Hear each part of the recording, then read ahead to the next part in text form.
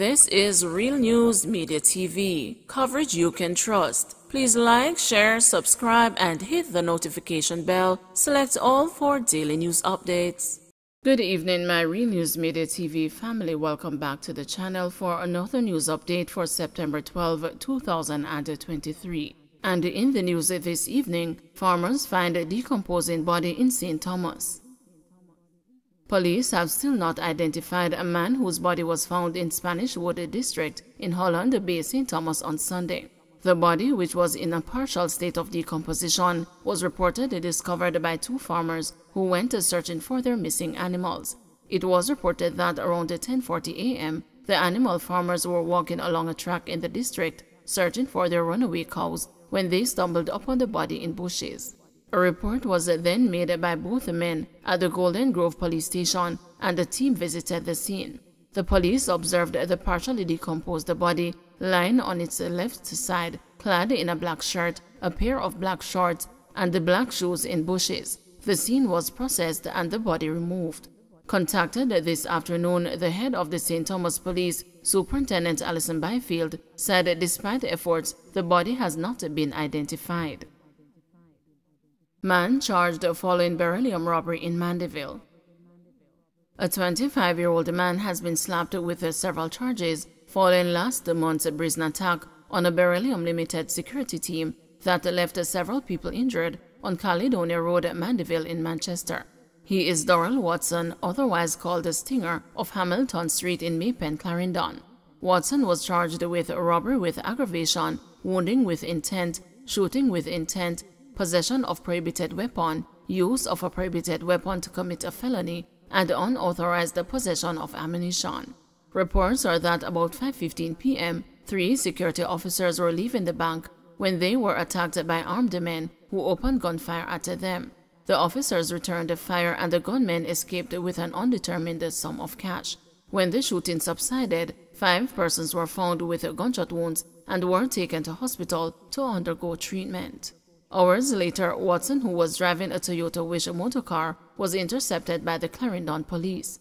The vehicle was searched and the following items were found: 25 9mm rounds, 2 7.62 mm rounds, 1 5.56 mm spent casing, and 1 9mm magazine. He was subsequently arrested. He is scheduled to appear in the Manchester Parish Court on Wednesday, September 13. Man nabbed following attempted robbery of Kingston business establishment.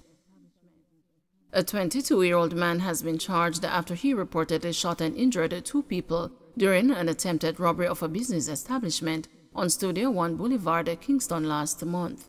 Charged with 2 counts of wounding with intent, 2 counts of malicious destruction of property, 4 counts of assault at common law, and the possession of a prohibited weapon, is Tariq Toyloy of Galloway Road in the parish. Reports are that about 5:15 p.m., Toyloy entered a business establishment and attempted to rob the service representative.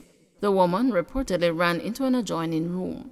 Toyloy, who was trapped inside the shop, opened the gunfire at the door and escaped. 2 people were shot during the incident and were taken to hospital where they were treated. Toyloy was held during an operation and placed on an identification parade on Monday, September 4, where he was pointed out. He was charged on Monday, September 11. Teacher acquitted of attempting to smuggle contraband into Black River lockup.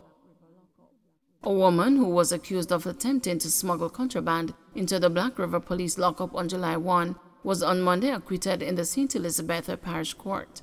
The charges of introducing contraband into a penal institution and the possession of ganja were withdrawn against the 52-year-old Madeline Nelson Forrester, a teacher of St. Mary's in St. Elizabeth.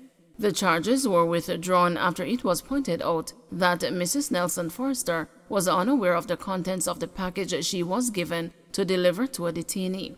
In the meantime, 41-year-old shopkeeper Tracy Ann Campbell of Riversdale, St. Catherine, who is accused of the same offenses, had her bail extended.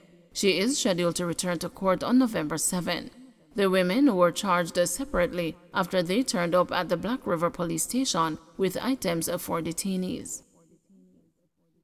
Santa Cruz police cell block closed after being deemed uninhabitable. The cell block at the Santa Cruz police station in St. Elizabeth has been closed after it was deemed uninhabitable. The lockup was ordered closed 3 weeks ago following an inspection by representatives from the Ministry of National Security. There was another inspection Monday, during which it was observed that the condition of the cell block was deplorable and structurally unsafe. There were signs that sections of the walls, made of wattle and daub, had disintegrated, and there were gouges which suggested that detainees had attempted to dig through the walls. The closure of the cell block at the Santa Cruz police station has resulted in the transfer of all male detainees to lockups at the Black River and the Pedro Plains police stations. Females who were being housed at the Pedro Plains police station have been transferred to New Market police station. Of the 11 police lockups across St. Elizabeth, only 3 have been passed as suitable facilities to house people in custody. Warminton apologizes for accusing Bartlett of encouraging wrongdoing.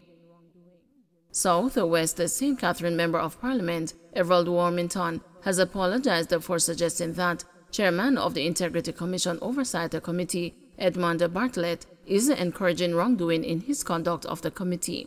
During the July 25 sitting of the committee, Warminton had raised questions about Director of Corruption Prevention, Ryan Evans, who he claimed was an advisor to former People's National Party President Dr. Peter Phillips. Bartlett instructed Warminton not to pursue that line of questioning, which led to a heated exchange and Warminton walking out of the sitting. As the committee resumed its sitting on Tuesday afternoon, Warminton offered an apology to Bartlett for his behavior and sought to clarify his statements.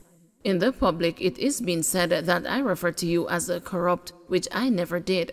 I made a statement on my way out through the door, and at no point did I say anything directing to you as being corrupt.